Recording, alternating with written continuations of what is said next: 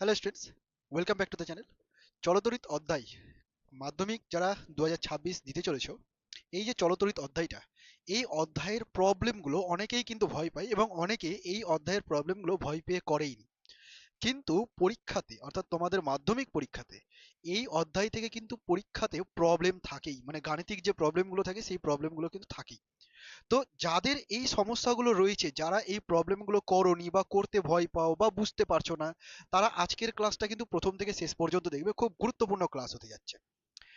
এই চ্যানেলে তোমাদের ওয়ান শট ভিডিও দেওয়া হচ্ছে, আরো অন্যান্য চ্যাপ্টারের ক্লাসগুলো দেওয়া হয়েছে, তোমরা চাইলে সেগুলো স্ক্রল করে তোমরা দেখতে পারো এবং তোমাদের জন্য যথেষ্ট উপকার হবে। এই ক্লাসগুলো তোমাদের যথেষ্ট উপকারী হবে, তোমরা এগুলো ফলো করতে পারো। যদি তোমরা এই ক্লাসগুলোর পিডিএফ নোটস, বিভিন্ন ইনফরমেশন, গুরুত্বপূর্ণ ইনফরমেশনগুলো পেতে চাও, তাহলে তোমরা নিচে ডেসক্রিপশনে গিয়ে দেখো, একটা হোয়াটসঅ্যাপ গ্রুপের লিঙ্ক দেওয়া আছে, সেখানে তোমরা জয়েন হয়ে থাকতে পারো। তাহলে ক্লাসের নোটিফিকেশনটাও পেয়ে যাবে রেগুলার, এবং ক্লাসের যে পিডিএফগুলো, ক্লাস নোটগুলো, সেগুলোও সেখানে পেয়ে যাবে। আমরা দেরি করব না, তাড়াতাড়ি আমরা শুরু করে দেবো ক্লাসটা। তোমাদেরকে আমি স্ক্রিনে নিয়ে যাব এবং সেখানে বিভিন্ন প্রবলেম করানো হবে। মোটামুটি 13 থেকে 14টা প্রবলেম করানো হবে, এবং এই প্রবলেমগুলো যদি তুমি করে নিতে পারো, তাহলে এই অধ্যায় থেকে তোমাকে আর কোনো প্রবলেম নিয়ে সমস্যায় ভুগতে হবে না। এবং কত রকমের ফর্মুলা, অর্থাৎ এই চ্যাপ্টারে যত রকমের ফর্মুলা আছে, সব ধরনের ফর্মুলাই কিন্তু আমি ইউজ করে তোমাদেরকে প্রবলেমগুলো করিয়ে দেবো। এবং তোমরা দেখতে পাবে সেই প্রবলেমগুলো মাধ্যমিকে এসেছেও। আমি প্রত্যেকটা কোশ্চেনের পাশে ওই মাধ্যমিক কত সালে এসেছে সেটাও লিখে রাখবো। তাহলে তোমরা সেই জিনিসগুলোকে সহজেই বুঝতে পারবে যে কোনটা মাধ্যমিকে এসেছে। ঠিক আছে, খুব গুরুত্বপূর্ণ ক্লাস হতে চলেছে। চলো আর দেরি করবো না, তাড়াতাড়ি শুরু করে দিচ্ছি। স্ক্রিনে নিয়ে যাচ্ছি তোমাদের। দেখো, প্রথম যে প্রবলেমটা রয়েছে, 1 নম্বর প্রবলেমটা, আমরা স্টেপ বাই স্টেপ প্রত্যেকটা প্রবলেম করব এবং খুব সহজভাবে করব, কোনো চাপ নিবে না, কঠিন লাগবে না তোমাদের। দেখো, 6 অ্যাম্পিয়ার প্রবাহ মাত্রা 10 মিনিট ধরে প্রবাহিত হলে মোট আধানের পরিমাণ কত হবে? তাহলে ডেটা হিসেবে দেওয়া আছে 6 অ্যাম্পিয়ার তড়িৎ প্রবাহ মাত্রা, সময় দেওয়া আছে 10 মিনিট ধরে। ঠিক আছে, এবং তোমার কাছে জানতে চাওয়া হয়েছে যে মোট আধানের পরিমাণটা কত। তো তোমরা এরকম প্রবলেম কিভাবে করবে? প্রথমেই তুমি লিখে নিবে যে তড়িৎ প্রবাহ মাত্রা যেটা দেওয়া আছে, তড়িৎ প্রবাহ মাত্রাকে আই দ্বারা রিপ্রেজেন্ট করা হয়, সেটা দেওয়া আছে 6 অ্যাম্পিয়ার। এবং তুমি এটাও লিখে নিবে যে সময় কত দেওয়া আছে, সময়কে টি দ্বারা রিপ্রেজেন্ট করা হয়, সেইটা দেওয়া আছে 10 মিনিট। মনে রাখবে, আমরা সময়কে সবসময় সেকেন্ড এককে প্রকাশ করি। তাহলে 10 মিনিটকে যদি সেকেন্ডে বানাতে হয়, 60 দিয়ে গুণ করে দিতে হবে, অর্থাৎ 600 সেকেন্ড। এইটা হচ্ছে সময়। তোমরা সবাই এইরকম ভাবে আগে ডেটাগুলো লিখে নিবে যে কি কি ডেটা কোশ্চেনে দেওয়া আছে। এবার জানতে চাওয়া হয়েছে যে মোট আধানের পরিমাণ কত। মোট আধান, এইটা সমান সমান কত? ঠিক আছে, আধানকে আমরা কিউ দ্বারা রিপ্রেজেন্ট করব, এইটা কত। আচ্ছা, তোমরা একটা সমীকরণ নিশ্চয়ই জানো, এইভাবে লিখবে যে আমরা জানি। আমরা জানি, কি জানি? তড়িৎ প্রবাহ মাত্রা আই মানে হচ্ছে আধান বাই সময়। এটা তো পড়েছো তোমরা। একক সময়ে প্রবাহিত তড়িতের তড়িৎ আধানের পরিমাণকেই বলা হয় তড়িৎ প্রবাহ মাত্রা। অর্থাৎ I equal to Q by T তো আমরা জানি। তাহলে সেইখান থেকে কিউ ইকুয়াল টু আই গুণিত টি, এটাও তো লিখতে পারি। ব্যাস, কাজ হয়ে গেল। আই এর মানটা 6 অ্যাম্পিয়ার আর টি এর মানটা হচ্ছে 600 সেকেন্ড। তাহলে এটা আমরা পাবো কুলম্ব এককে। ঠিক আছে, গুণ করলে কত হচ্ছে? 3600, 3600 কুলম্ব। এই হচ্ছে তোমাদের প্রবলেম। এত সহজেই প্রবলেমগুলো হয়ে যাচ্ছে। তাহলে গুরুত্বপূর্ণ বিষয় আমরা এখানে কোনটা দেখলাম? আমাদেরকে কি মনে রাখতে হবে? কোন ফর্মুলাটা আমাদেরকে এখানে মনে রাখতে হচ্ছে বলো দেখি। আমাদেরকে এখানে মনে রাখতে হচ্ছে এই ফর্মুলাটা। 1 মিনিট। এই ফর্মুলাটা কিন্তু আমাদেরকে এখানে মুখস্থ রাখতে হচ্ছে, বা অনেকে ডাইরেক্ট এইটাও করতে পারো, কিউ ইকুয়াল টু আইটি। ওকে, খুব সহজেই হয়ে যাচ্ছে না? চলো এবার আমরা নেক্সট প্রবলেমে চলে যাই। Question number 2। কোয়েশ্চেনটা একবার পড়ে নাও। 12 ওহম রোধ বিশিষ্ট কোনো পরিবাহীর ভেতর দিয়ে 0.5 অ্যাম্পিয়ার তড়িৎ প্রবাহিত হচ্ছে, ওই পরিবাহীর দুই প্রান্তের বিভব প্রভেদ কত? তাহলে আমি একই রকম ভাবে তোমাদেরকে বলবো যে আগে ডেটা লিখো। প্রথমেই দেওয়া আছে কি? রোধ দেওয়া আছে, তাই তো? তাহলে তুমি লিখে নাও যে রোধ হচ্ছে, রোধ আর দিয়ে রিপ্রেজেন্ট করি, এইটা হলো 12 ওহম। এই চিহ্নটাকে ওহম বলি। এবং তড়িৎ কত প্রবাহিত হচ্ছে? 0.5 অ্যাম্পিয়ার। তাহলে তড়িৎ প্রবাহ মাত্রা, সংক্ষেপে প্রবাহ মাত্রা বললেও ক্ষতি হবে না, তড়িৎ প্রবাহ মাত্রা, যেটাকে আমরা আই দ্বারা রিপ্রেজেন্ট করব, এইটাকে লিখে দাও 0.5 অ্যাম্পিয়ার। ঠিক আছে? এবং কি জানতে চাওয়া হয়েছে? বিভব প্রভেদটা কত। তাহলে বিভব প্রভেদ ভি ইজ ইকুয়াল টু কত। ঠিক আছে? আচ্ছা, আমরা সকলেই জানি ওহমের সূত্র, জানো তো? আমাকে এই তিনটে রাশির মধ্যে সম্পর্ক দেখতে হবে, এই তিনটে রাশির মধ্যে, তবেই তো আমি ভিটাকে বের করতে পারবো। তাহলে আমরা সকলেই জানি ওহমের সূত্র। তোমরা লিখবে ওহমের সূত্রানুসারে,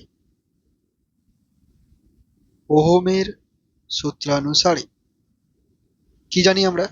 V is equal to I into R. অর্থাৎ V is equal to I মানে কত? 0.5, এবং আর মানে কত? 12 ওহম।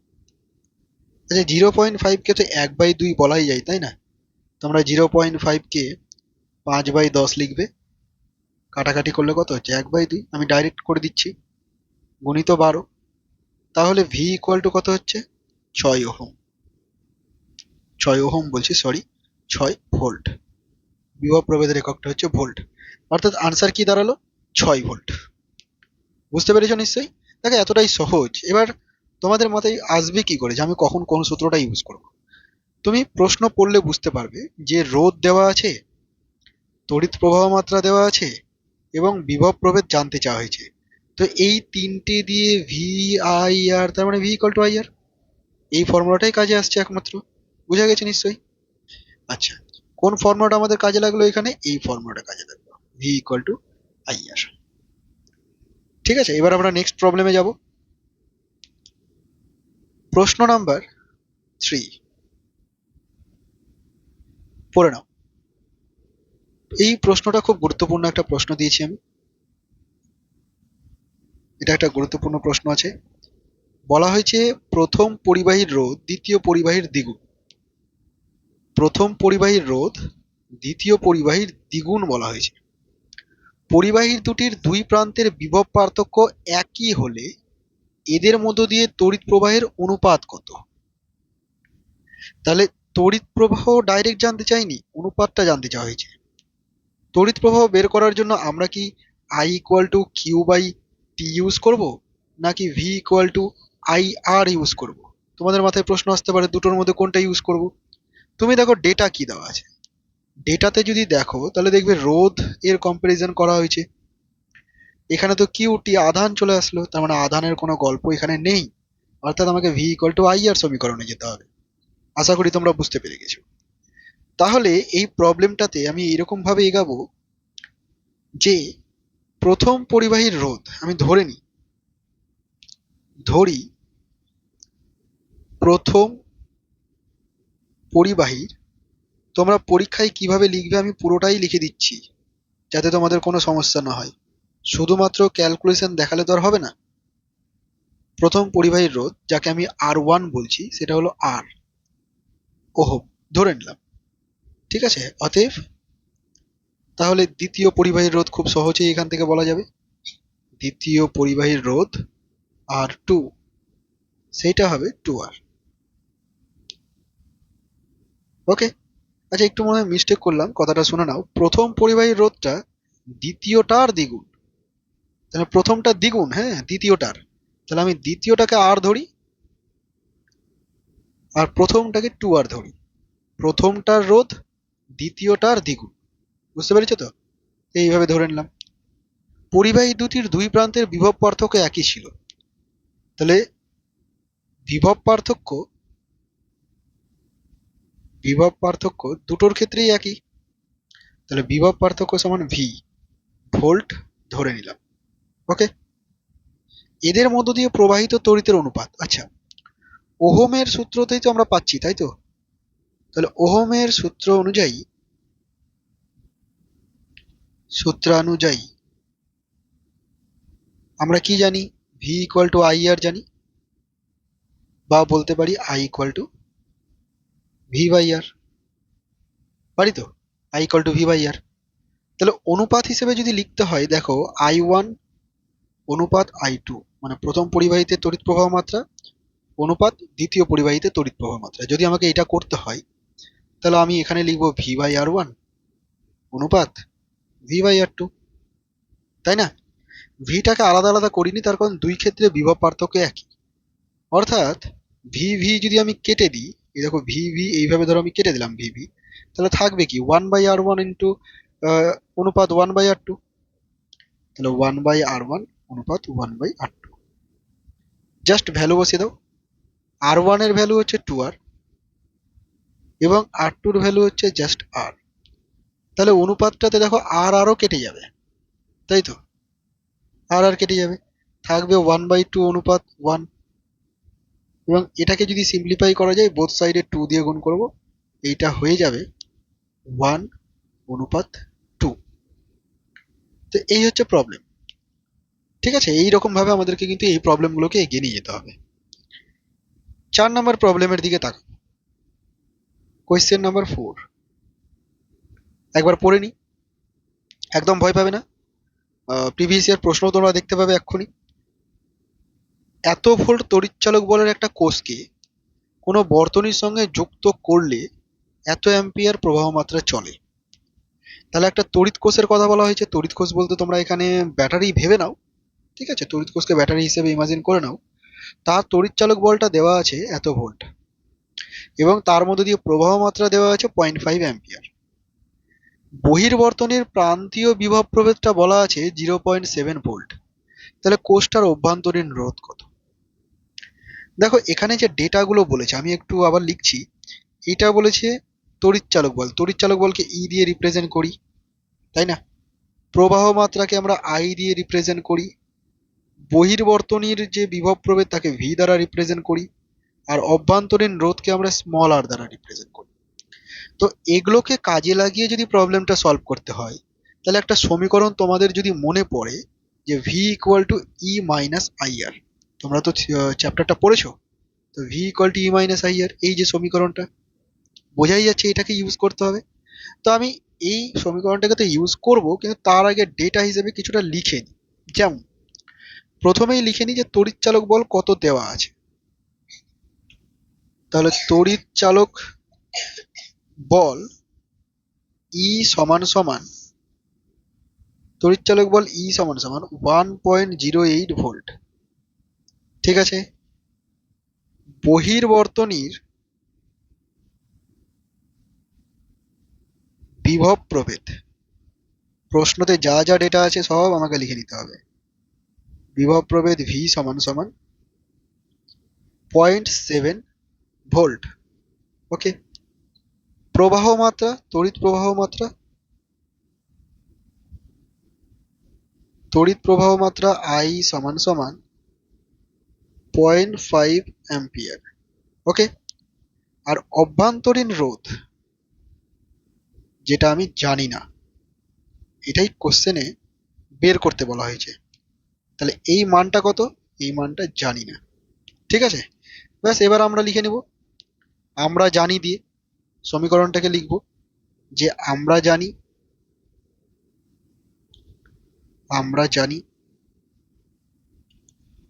ভি সমান সমান ই মাইনাস আই আর। তোমরা যারা এই ফর্মুলাগুলো মুখস্থ করনি বা জানো না, তোমরা এখন আমার এই ক্লাসে এগুলোকে মুখস্থ করে নিও অবশ্যই, কারণ পরীক্ষাতে যখন প্রবলেম পাবে এই ফর্মুলাগুলোর বাইরে আর কোনো ফর্মুলা ইউজ করবে না। ঠিক আছে, তাহলে ডেটা হিসেবে বসিয়ে দাও। ভি মানে 0.7, ই মানে 1.08, আই মানে 0.5 ইন্টু স্মল আর, অর্থাৎ 0.5 স্মল আর 1.08 মাইনাস 0.7, মাইনাস করতে হবে তাই তো, 0.5 আর, আচ্ছা মাইনাসটা করে নাও, 0.7 8 3 কত হবে 0.38, অথবা আর সমান সমান 0.38/0.5। খুব একটা কঠিন ক্যালকুলেশন কিন্তু নয়।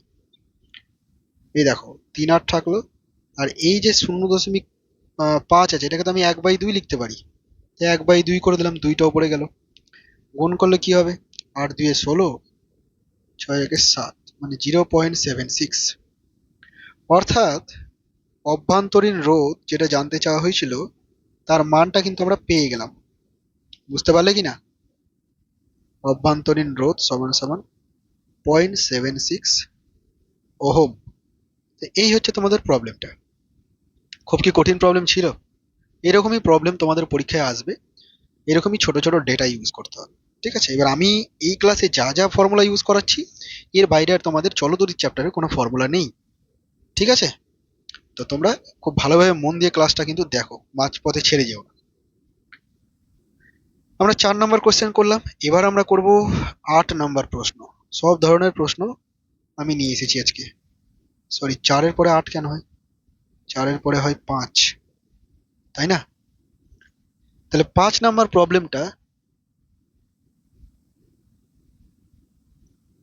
একটি পরিবাহী তারকে টেনে দৈর্ঘ্যে দ্বিগুণ করা হলো, তারটির রোধের মান কি হবে যদি তার আয়তন আর রোধাঙ্ক অপরিবর্তিত থাকে? খুব গুরুত্বপূর্ণ একটা প্রশ্ন, খুব গুরুত্বপূর্ণ। তোমরা এটাকে স্টার করে রাখো, খুব গুরুত্বপূর্ণ প্রশ্ন। তো এই ধরনের প্রবলেম যখন করবে, যখনই তোমাকে বলবে যে একটা তারকে দৈর্ঘ্যে টেনে দ্বিগুণ করা হলো, বা তারকে অর্ধেক করা হলো, বা 3 গুণ করা হলো, এবং তোমাকে জানতে চাইবে রোধের মান, মানে রোধের সম্পর্ক দিয়ে জানতে চাইবে। তো দৈর্ঘ্যের সাথে রোধের সম্পর্ক তোমাকে জানতে হবে। তোমরা নিশ্চয়ই এই ফর্মুলাটা পড়েছো, যে R equal to rho L by A, পড়েছো না? যেখানে আর মানে হচ্ছে রোধ, আমি লিখেই দিই এটা, আর সমান সমান রো এল বাই এ।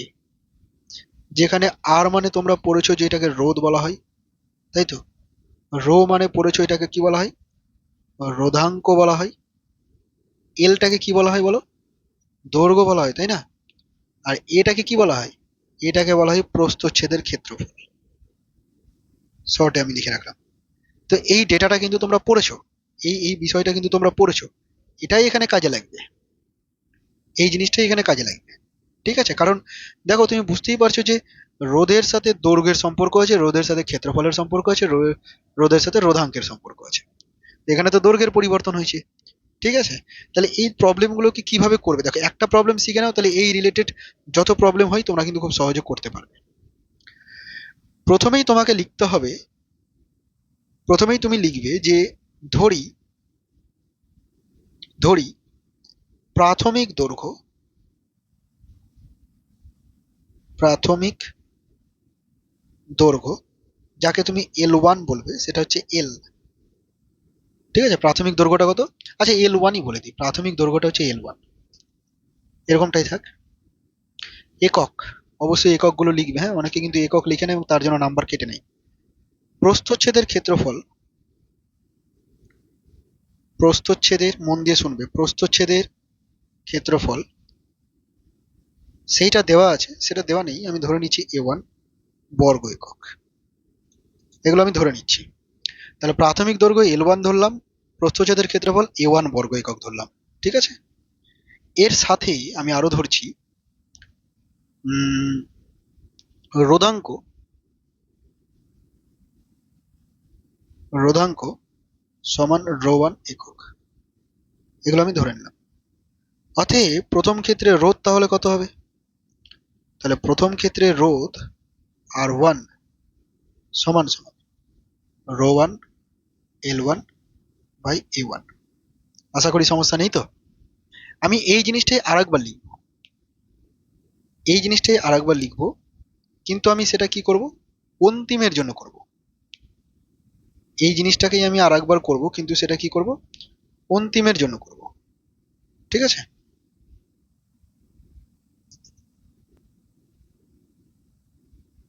আমি এখানে লিখে নিচ্ছি, এই বিষয়টাই লিখছি, কিন্তু আমি এবার লিখছি অন্তিম।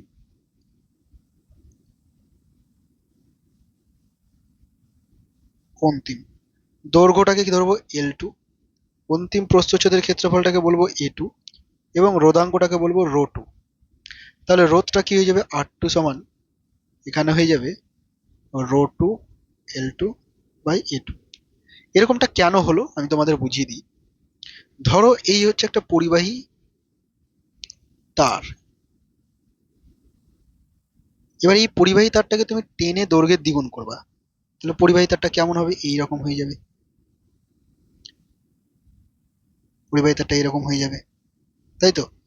দৈর্ঘ্যের দ্বিগুণ করে দিলাম, মানে এই যে প্রস্থচ্ছেদটা, প্রস্থচ্ছেদের ক্ষেত্রফলটা A1 ছিল সেটা কিন্তু কমে গেল, দেখো ছোট হয়ে গেল। কত হয়ে গেল? সেটা A2 হয়ে গেল। আর দৈর্ঘ্য যেটা L1 ছিল সেটা দৈর্ঘ্যে বেড়ে L2 হয়ে গেল, দ্বিগুণ হয়ে গেছে। কোশ্চেনে বলা হয়েছে যে দ্বিগুণ করে দিয়েছি, তাই না? কিন্তু কিন্তু এই পুরো বিষয়টাতে এখানে যতটা মেটেরিয়াল ছিল, মানে তারের যতটুকু উপাদান ছিল, এটার ক্ষেত্রেও কিন্তু ঠিক ততটা উপাদানই থাকবে। এমন তো নয় যে বেড়ে যাবে বা কমে যাবে। দৈর্ঘ্যে কম বেশি হতে পারে কিন্তু যতটা উপাদান আগে ছিল ততটাই থাকবে। মানে আমি বলতে চাইছি যে দুই ক্ষেত্রে আয়তনটা কিন্তু কনস্ট্যান্টই থাকবে, আয়তনের কোনো পরিবর্তন হবে না। এটা আমাদের কাজে লাগাতে হবে। তাহলে আমরা এবার কি করব? আমরা করব কি, আয়তন কনস্ট্যান্ট করব, লিখবো শর্তে প্রথম ক্ষেত্রে আয়তনটা হচ্ছে L1 ইন্টু A1। এই দেখো দৈর্ঘ্যটা তো L1, তাই না? আর প্রস্থচ্ছেদটা A1। তো আয়তন বের করতে গেলে দৈর্ঘ্য ইন্টু প্রস্থচ্ছেদ করতে হয়। L1 ইন্টু A1 সমান সমান L2 ইন্টু A2। এইভাবে লিখবো আমরা, কারণ দুই ক্ষেত্রে আয়তনটা সমান। এবার প্রশ্ন অনুযায়ী L1 A1 রেখে দাও, আর L2 এর জায়গাতে 2L1 লিখে দাও। কেন লিখলাম L2 এর জায়গাতে আমি 2L1টা কেন লিখলাম? তার কারণ প্রশ্নতে বলা হয়েছে পরিবাহী তারটাকে টেনে দৈর্ঘ্যের দ্বিগুণ করা হলো। তাহলে অন্তিম ক্ষেত্রে দৈর্ঘ্যটা কত হয়েছে? প্রথমটার দ্বিগুণ হয়েছে। সেই জন্য আমি এখানে লিখেছি যে L2 মানে 2L1। তুমি চাইলে এখানে লিখে রাখতে পারতে যে L2 যেটা সেটা হচ্ছে 2L1, আর কিছুই নয়। বুঝতে পারলে? তাহলে এই প্রবলেমটাকে যদি সলভ করা যায়, এখানে দেখো L1 L1 কাটবে, তাহলে A1/2 সমান সমান A2 হবে। মনে থাকবে এটা? আচ্ছা, এবার তুমি সলভ করো।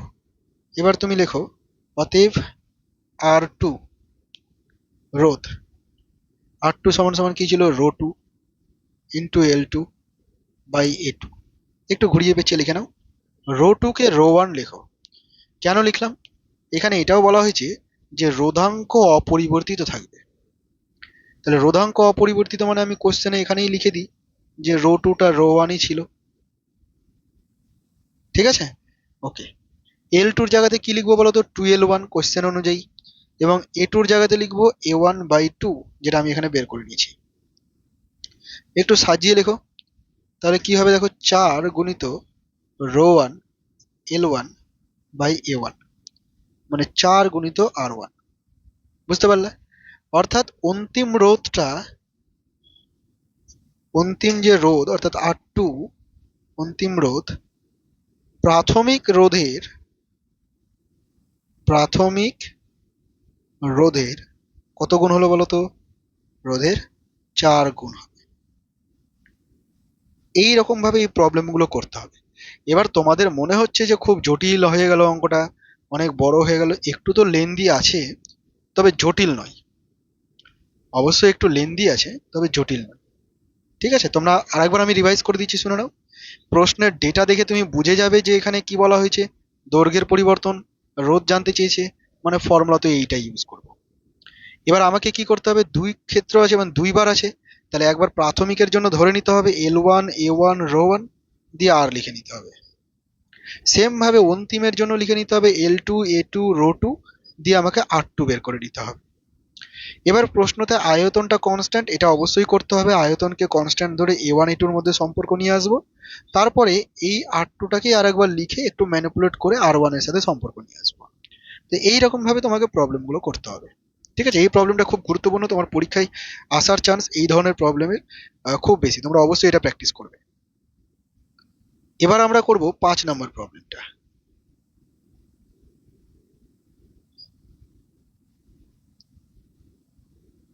5 নম্বর তো,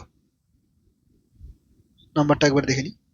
এটা 5 হয়ে গেছে, তাহলে 6 নম্বর প্রবলেমটা করবো। পড়ে নিই। বৃত্তাকার প্রস্থচ্ছেদের একটি তারের দৈর্ঘ্য বলা হয়েছে, তারের রোধ বলা হয়েছে 2 ওহম। বৃত্তাকার প্রস্থচ্ছেদ মানে বুঝতে পারছো, মানে এইরকম টাইপের একটা তার। এই যে প্রস্থচ্ছেদটা, এটা হচ্ছে বৃত্তাকার। ওকে, তার রোধ বলে দিয়েছে 2 ওহম। তারটার দৈর্ঘ্য প্রস্থচ্ছেদের ব্যাসার্ধ দুইটি অর্ধেক করা হলো, নতুন তারটার রোধ কত হবে? তাহলে আবার দেখো রোধ জানতে চাওয়া হয়েছে। এখানে দৈর্ঘ্য আর প্রস্থচ্ছেদের গল্প আছে, তো বুঝতে পারছো তো R equal to rho L by A use করতে হবে আমাকে, তাই না? বুঝতে পারছো না? তাহলে আমরা জানি বিভিন্ন রকম ভাবে লেখা যায়, আমি এখন এইভাবে লিখছি। আমরা জানি যে R equal to rho L by A. অবশ্যই লিখে দিবে কোনটা কি। ভৌতবিজ্ঞানে এটা খুব গুরুত্বপূর্ণ, শুধু ভৌতবিজ্ঞান বলে নয়, যে কোনো অঙ্কতে এটা খুব গুরুত্বপূর্ণ যে পরিচয় দিয়ে দেওয়া। আর মানে কি, রোধ আমি ইউজ করেছি। এটা দিতে হয় তার কারণ বিভিন্ন জায়গায় বিভিন্ন রকম ভাবে ইউজ করা হয় টার্মগুলোকে, সেই জন্য আমরা পরিচয়টা দিয়ে দিই। রোধাঙ্ক, এল মানে হচ্ছে দৈর্ঘ্য, এ মানে কি প্রস্থচ্ছেদের ক্ষেত্রফল, প্রস্থচ্ছেদের ক্ষেত্রফল। ঠিক আছে, এইরকম ভাবে আমাকে লিখে নিতে হবে। এবার প্রশ্নতে চলে আসো। প্রশ্নতে দেখো বলেছে তারটির দৈর্ঘ্য ও প্রস্থচ্ছেদের ব্যাসার্ধ দুটোই অর্ধেক করা হলো। তারটার কিন্তু উপাদানের কোনো চেঞ্জ হয়নি, ওই তারটাই আছে, শুধু তার দৈর্ঘ্যকে অর্ধেক করলো এবং প্রস্থচ্ছেদের ব্যাসার্ধকে অর্ধেক করলো। তাহলে রোধাঙ্কে কি পরিবর্তন হবে? উপাদান যদি পরিবর্তিত না হয় তাহলে কিন্তু রোধাঙ্কেরও কোনো পরিবর্তন হবে না। ঠিক আছে, তাহলে আমি এখানে লিখতে পারি অতএব আর প্রপোর্শনাল টু এল বাই এ, মানে রো এর উপর ডিপেন্ড করছে না, সমানুপাতিক করে দিলাম। R proportional to L by pi R square. এটাকে আমি পাই আর স্কোয়ার বলে দিচ্ছি তার কারণ এই যে পরিবাহী তারটা, তার প্রস্থচ্ছেদটা কেমন ছিল? বৃত্তাকার ছিল। তো এই বৃত্তাকার হতে গেলে এই যে এ ব্যাস এরিয়াটা আছে, তার একটা ব্যাসার্ধও তো আছে, সেই ব্যাসার্ধটাকে আমি আর বলেছি। ঠিক আছে, তাহলে এখানে পরিচয় হিসেবে এটা লিখে রাখলাম যে আর মানে হচ্ছে ব্যাসার্ধ। আর মানে কি? প্রস্থচ্ছেদের ব্যাসার্ধ। এটা করতে হলো তার কারণ কোশ্চেনে ব্যাসার্ধ দিয়ে কথা বলেছে, তাই না? ব্যাসার্ধ অর্ধেক করেছে, সেই জন্য করতে হলো। ওকে, বা আমি এরকমও লিখতে পারি যে R proportional to L by R square. Pi তো কনস্ট্যান্ট, অর্থাৎ এল এবং আর এর উপর এইভাবে ডিপেন্ড করছে। তাহলে প্রথম ক্ষেত্র আর দ্বিতীয় ক্ষেত্র বোঝানোর জন্য অতএব R one by R two যদি আমি অনুপাত বের করি তাহলে কি লিখতে হবে? L one by R one square, পুরোটা L two divided by R two square. ঠিক আছে, অথবা L one by L two করে দাও, আর এখানে লিখো R two by R one, square ছিল দুটোরই স্কোয়ার। ঠিক আছে না? প্রশ্নতে কি বলা হয়েছে একটু শুনে নাও। বলা হয়েছে তারের দৈর্ঘ্যটাকে অর্ধেক করা হয়েছে, তাই তো? তো দৈর্ঘ্য অর্ধেক করা হয়েছে, তার মানে এল ওয়ান তো এল ওয়ানই থাকলো, এল টুটাকে করা হয়েছে এল ওয়ান বাই টু, অর্ধেক করে দেওয়া হয়েছে। আচ্ছা, এবং কি বলা হয়েছে? ব্যাসার্ধ, প্রস্থচ্ছেদের ব্যাসার্ধটাকেও অর্ধেক করা হয়েছে। তাহলে ব্যাসার্ধ যদি অর্ধেক করা হয়, দেখো আর টু কে কি করা হয়েছে? অর্ধেক করা হয়েছে, মানে আর ওয়ান বাই টু করা হয়েছে, আর নিচে তো অলরেডি আর ওয়ান আছেই, স্কোয়ার। জাস্ট ক্যালকুলেশন করো, এল ওয়ান কেটে যাবে, টুটা উপরে চলে গেল, আর ওয়ান কেটে গেল, ওয়ান বাই টু এর স্কোয়ার হয়ে গেল। তার মানে এটা বেরোচ্ছে কত? One by two. এখানেই কি হয়ে গেল অঙ্কটা? একদমই নয়, তুমি তো R one by R two বের করেছো, তাই না? তুমি বের করেছো R one by R two. কোয়েশ্চেনে বের করতে চেয়েছে নতুন তারটার রোধ কত। প্রথম তারটার রোধ কত ছিল? 2 ওহম, মানে প্রথম দিকে রোধ ছিল 2 ওহম। তাহলে আর ওয়ান এর জায়গায় এই যে আর ওয়ানটা, এখানে তুমি 2 বসিয়ে দাও, আর টুটা তুমি জানো না, 1/2। তাহলে এটাকে ক্যালকুলেশন করো তো, দেখো আর টু সমান সমান বেড়েছে 4 ওহম, বেড়েছে না? অর্থাৎ নতুন তারটার রোধ হচ্ছে 4 ওহম। দেখো এই প্রবলেমগুলো তোমাদের কাছে হয়তো লেন্দি মনে হচ্ছে, কিন্তু লেন্দি মনে হলেও কিছু করার নেই, পরীক্ষাতে এই প্রবলেমগুলো আসবে এবং এসেছেও। প্রত্যেকটা প্রশ্নতে দেখবে প্রিভিয়াস ইয়ার লেখা আছে কোনটা কত সালে এসেছে। আহ, তো এই প্রবলেমগুলো তোমাদেরকে অবশ্যই করতে হচ্ছেই। ঠিক আছে, যদি তোমরা ভালো নাম্বার তুলতে চাও তবে এই প্রবলেমগুলো একদমই ছাড়া যাবে না। 6 নম্বর প্রবলেমটা হয়ে গেল আমাদের। এবার আমরা করব 7 নম্বর প্রবলেম। 7, 7 নম্বর প্রবলেমটার দিকে একবার পড়ে নিই। 2 ওহম, 3 ওহম, 4 ওহম রোধযুক্ত তিনটা পরিবাহীকে কোন সমবায়ে যুক্ত করলে প্রতিটির মধ্য দিয়ে একই প্রবাহ মাত্রা যাবে? তো এটা তোমরা সকলেই বলতে পারবে আমি জানি, যে শ্রেণী সমবায়ে যুক্ত করতে হবে। কারণ শ্রেণী সমবায়ে যুক্ত করলেই সবার মধ্য দিয়ে সমান কারেন্ট যায়। একটা আনসার হয়ে গেল, তাই তো? একটা আনসার হয়ে গেল। দ্বিতীয় আনসারটা কি বলেছে? ওই সমবায়ের তুল্যরোধ কত। খুব ভালো কথা। তাহলে শ্রেণী সমবায়ের তুল্যরোধ কি করে করতে হয়? আচ্ছা, আমরা লিখবো শ্রেণী সমবায়ে তুল্যরোধ। প্রথমে ডেটা হিসেবে কি কি দেওয়া আছে লিখে নিই। হ্যাঁ, প্রথম রোধ। লেখাগুলো কিভাবে লিখবা একটু দেখে নাও। প্রথম রোধ R1 সমান সমান 2 ওহম। তারপরে লিখবে দ্বিতীয় রোধ, এইভাবে প্রত্যেকটাকে লিখে নাও। দ্বিতীয় রোধ R2 সমান সমান 3 ওহম। তৃতীয় রোধ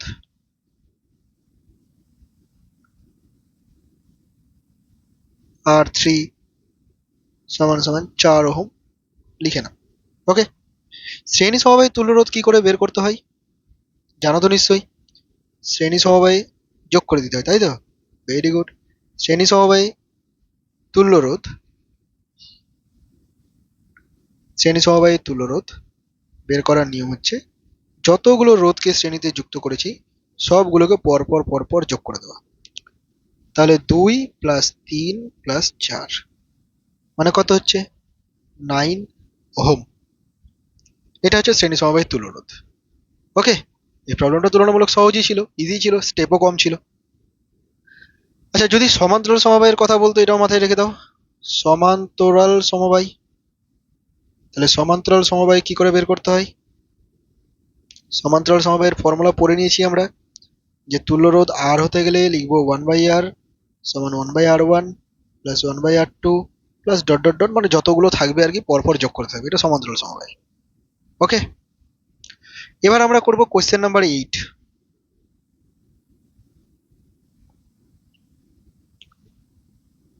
এখানেও তিনটা রোধ দেওয়া আছে।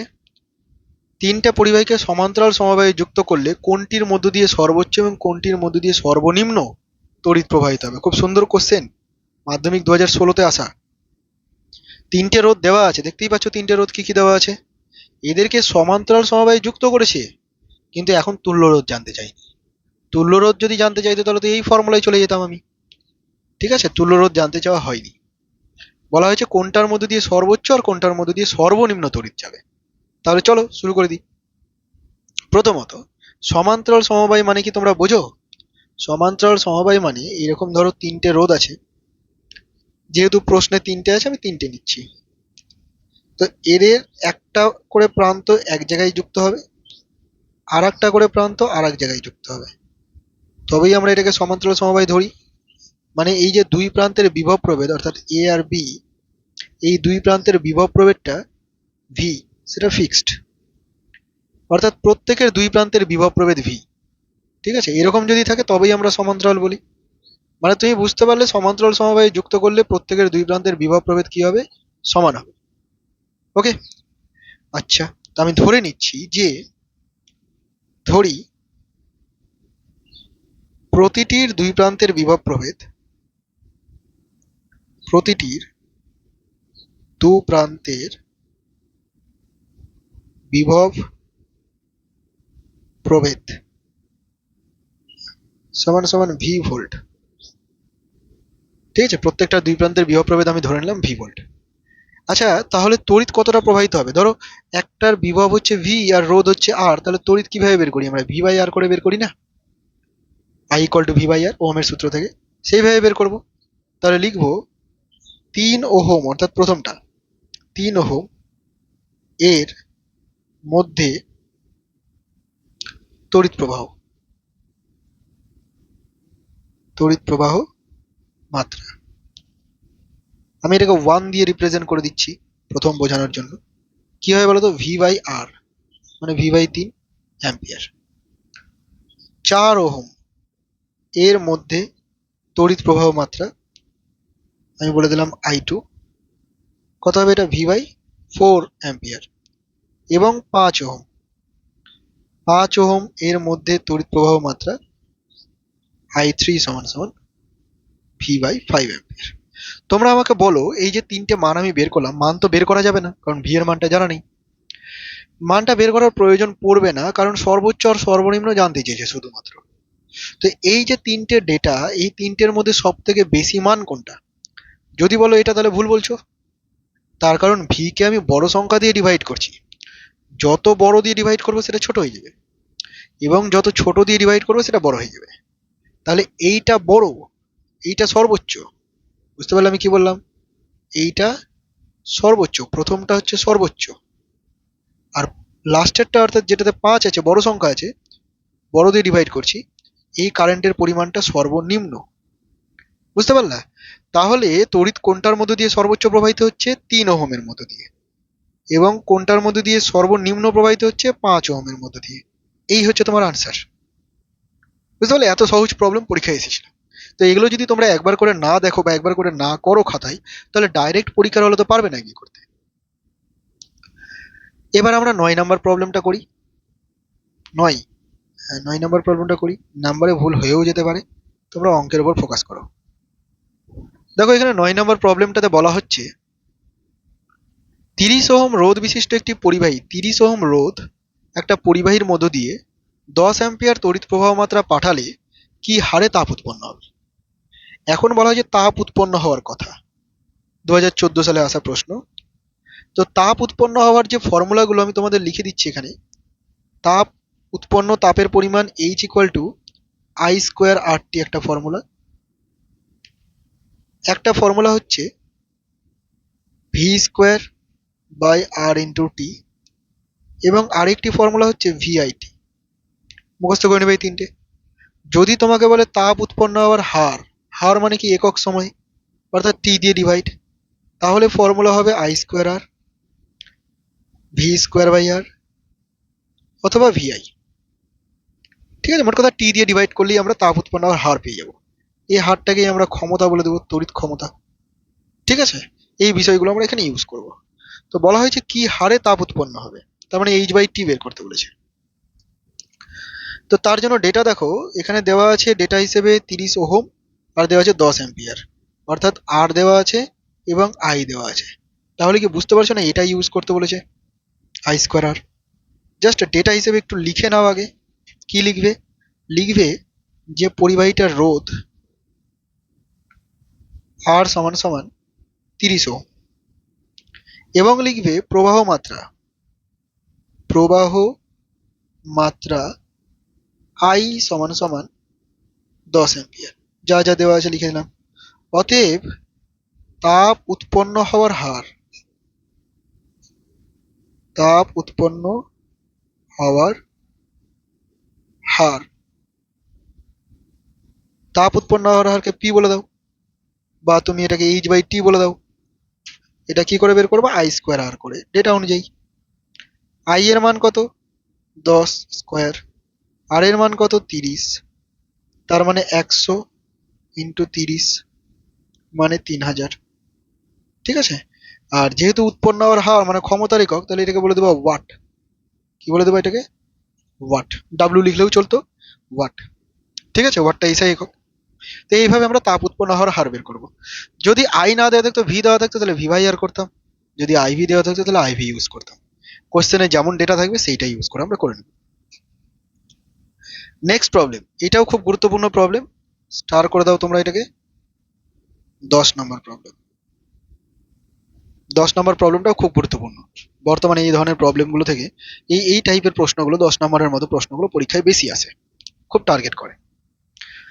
দেখো এটা রেটিং রিলেটেড একটা প্রবলেম। এখানে যেটা দেওয়া আছে, এই 220 ভোল্ট 40 ওয়াট দেওয়া আছে না, এটা একটা রেটিং দেওয়া আছে।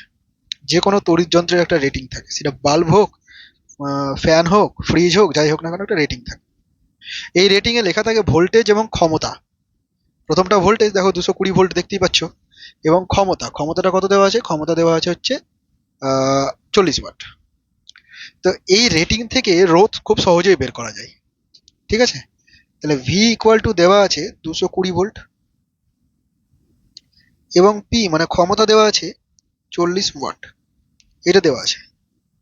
তাহলে তুমি একটা রিলেশন জানো যে ক্ষমতা P equal to V square by R, একটু আগে আমি লিখলাম। আবার তুমি জানো আই স্কোয়ার আর, আবার তুমি জানো ভিআই, তাই না? কোনটা দরকার পড়বে সেটা তুমি প্রশ্ন দেখেই বুঝে যাবে বা ডেটা দেখেই বুঝে যাবে। এখানে দেখো P equal to V square by R, এইটাকে আমি ইউজ করলে আর পেয়ে যাবো। তার কারণ পি তো দেওয়াই আছে, ভিটাও দেওয়া আছে, শুধু আর দেওয়া নেই। তাহলে খুব সহজে আরটা বের করে নিতে পারবো। তাহলে আমি এখানে এই ফর্মুলাটাকে ইউজ করছি, এই ফর্মুলাটাকে আমি ইউজ করছি এখানে। ঠিক আছে, ফ্রম দিস ফর্মুলা এইখান থেকে আমি লিখছি যে পি ইকুয়াল টু যদি ভি স্কোয়ার বাই আর হয়, তাহলে R equal to V square by P. V square মানে 220 স্কোয়ার, 220 কে দুবার গুণ, ডিভাইডেড বাই পি মানে হচ্ছে 40। ঠিক আছে, শূন্য শূন্য কেটে দাও। এটা 2 কাটলে উপরে 11 হবে, আবার 2 কাটলে এটা কত হবে, 11 শূন্য, তার মানে 121 শূন্য 1210 ওহম। অর্থাৎ পরিবাহীটার রোধ তাহলে কত হয়ে গেল, বা পরিবাহী নয় এখানে বাল্ব, বাল্বটার, বাল্বের রোধ সমান সমান 1210। ক্যালকুলেশন ঠিক করেছি তো? 220 দুবার, আর নিচে পি 40। হ্যাঁ ঠিক আছে। এই প্রশ্নতে তোমাকে এটাও বলতে পারতো যে তড়িৎ প্রবাহ মাত্রা ও সর্বোচ্চ প্রবাহ মাত্রা। তোমাকে যদি বলতো সর্বোচ্চ প্রবাহ মাত্রা কত, এটাও যদি প্রশ্ন করতো তাহলেও বের করতে পারতা। কোন ফর্মুলা ইউজ করে, এইটা ফর্মুলা ইউজ করে। কিভাবে করতা? সেকেন্ড পার্টটা এরকম ভাবে করতা। সেকেন্ড পার্টের জন্য বলছি, সেকেন্ড পার্টের জন্য লিখতে হয় যে পি ইকুয়াল টু ভিআই, তারপরে সেখান থেকে আই ইকুয়াল টু লিখতে পি বাই ভি, পি এর পরিবর্তে লিখতে 40, ভি এর পরিবর্তে 220। ক্যালকুলেশন করলে হয়ে যেত এটা আই এর মান অ্যাম্পিয়ারে। বুঝতে পেরেছো তো? তো এইভাবে আর কি প্রবলেম গুলো করতে হয়, খুব গুরুত্বপূর্ণ এই প্রবলেমটা, খুব গুরুত্বপূর্ণ। এই রিলেটেড তোমরা আরো প্রবলেম পাবে, যেমন এই প্রবলেমটা দেখো। এবার আমরা করছি 11 নম্বর প্রবলেম। দুটো বাল্বের রেটিং দেওয়া আছে, এই একটা রেটিং 220 ভোল্ট 60 ওয়াট, আর একটা 110 ভোল্ট 60 ওয়াট। দুটোর ক্ষমতা একই বাট ভোল্টেজ আলাদা। বাতি দুটির রোধের অনুপাত কত? ঠিক আছে, 2019-এর প্রশ্ন, দেখছো রিসেন্ট ইয়ারে কিন্তু এই ধরনের প্রশ্নগুলো খুব আসছে। তাহলে কি করে সলভ করব এখানে? এইভাবে সলভ করব, দেখে নাও। প্রথমেই প্রথম যে রেটিংটা দেওয়া আছে 220 ভোল্ট 60 ওয়াট, এই বাতিটির রোধ বের করব। বাতিটির রোধ মানে কি R1। তো এই বাতিটির রোধ R1 আমরা কি করে বের করবো, ভি স্কোয়ার বাই পি করে। কোথা থেকে পারলাম এটা, একটু আগেই লিখেছিলাম, এই দেখো ভি স্কোয়ার বাই পি, তাই তো? সেইখান থেকেই আমরা ইউজ করব। তাহলে V square by P, V square মানে ভি বলতে 220 square, 220 square divided by P মানে 60। তোমাদের মনে হতে পারে যে কাটাকাটি করে নি, কিন্তু করো না, অনুপাত করতে হবে তো, এটা মাথায় রেখো। অনুপাত করতে গেলে আর এইখানে সিম্পলিফাই করে লাভ নেই, একবারই কেটে যাবে। আর একটা আছে 110 ভোল্ট কিন্তু 60 ওয়াট। তাহলে এই বাতিটার রোধও যদি বের করতে হয়,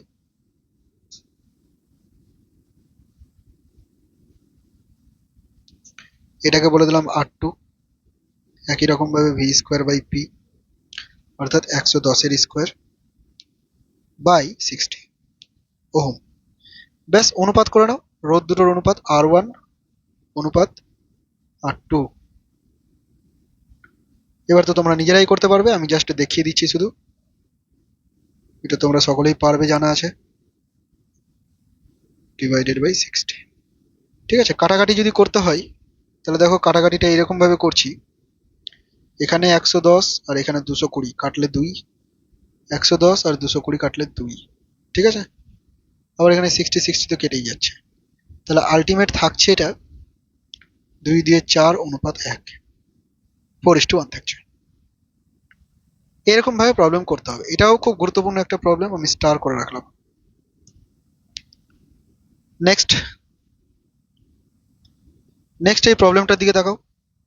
এটা আমরা করছি 12 নম্বর প্রবলেম, তাই তো? হ্যাঁ, 12 নম্বর প্রবলেম। এই প্রবলেমটা আমি তোমাদের হোমওয়ার্ক রাখলাম, এটা তোমরা নিজেরা হোমওয়ার্ক বাড়িতে করো এবং কমেন্ট বক্সে আনসার জানাও। সঠিক অ্যান্সার আমি টিক করে দেবো বা পিন করে দেবো। এখানে দেখো বলা হয়েছে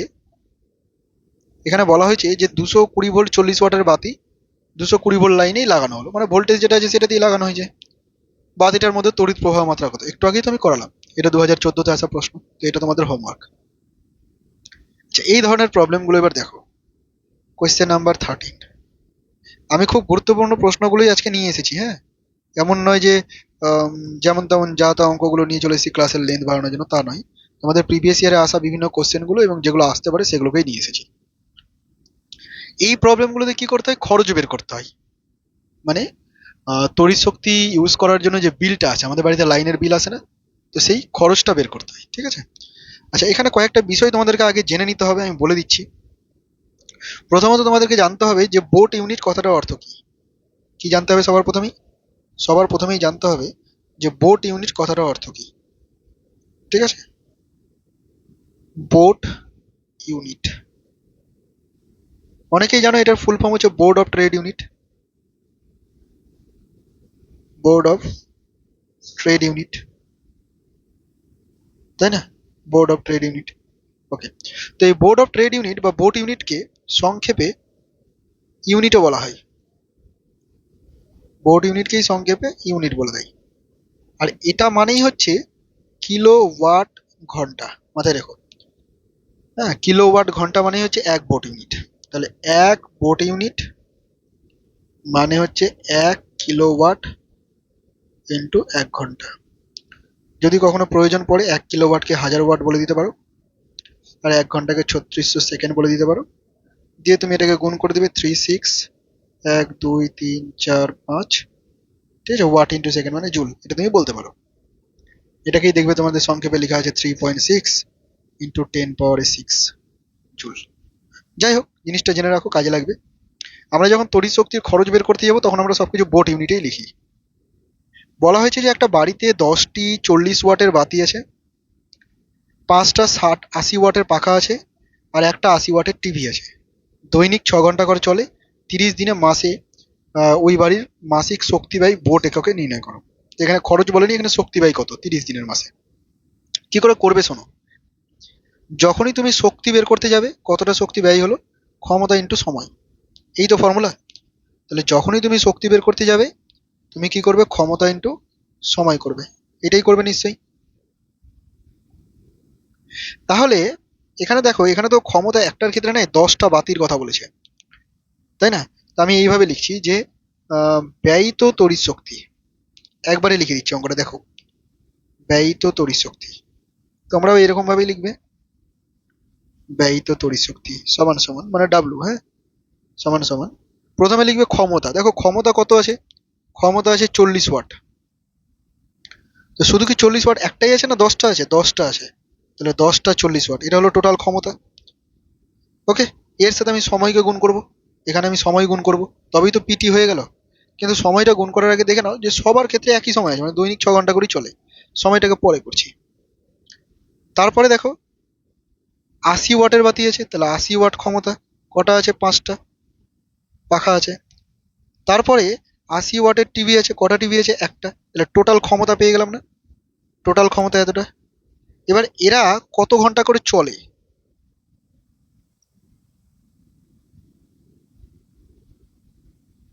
এরা এবার কত ঘন্টা করে চলে?